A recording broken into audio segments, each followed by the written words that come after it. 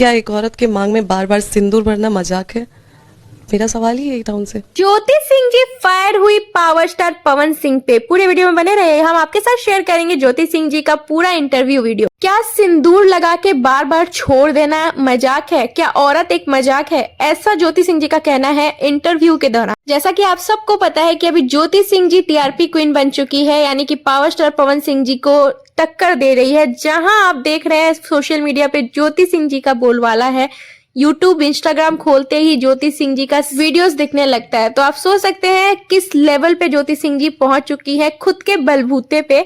बता दें कि पावर स्टार का इसमें कुछ भी हाथ नहीं है। ज्योति सिंह जी ने बहुत कड़ी मेहनत की है, फील्ड में मेहनत की है, तभी आज जाके काराकाट के लोगों के दिल में बसती है ज्योति सिंह। आए दिन ज्योति सिंह जी का इंटरव्यू वायरल हो रहा है, जिसमें पावर स्टार के लिए वो बहुत सारी बातें कहती है। पर एक इंटरव्यू जहाँ पे पावर स्टार पे वो ज्योति सिंह जी पूरा फायर हो जाती हैं और गुस्से में कहती है कि क्या सिंदूर मेरा मजाक है। और फिर सारी चीजें हुई और उसके बाद से फिर सडन आप एकदम से बात करना बंद कर देते हैं। ज्योति सिंह का कहना है कि जब जब ज्योति सिंह जी कॉल करती हैं जरूरत में, पवन सिंह जी नहीं उठाते हैं। जब मुझे जरूरत होती है आपकी तब भी मैं कॉल करती हूँ, फिर भी आप मेरा कॉल नहीं उठाते हैं। तो वही जवाब मुझे चाहिए था। ज्योति सिंह जी पवन सिंह से जवाब मांग रही है इस इंटरव्यू के थ्रू कि ऐसा क्यों करते हैं वो, उनका कॉल क्यों नहीं रिसीव करते हैं, क्या एक औरत मजाक है? क्या एक औरत के मांग में बार बार सिंदूर भरना मजाक है?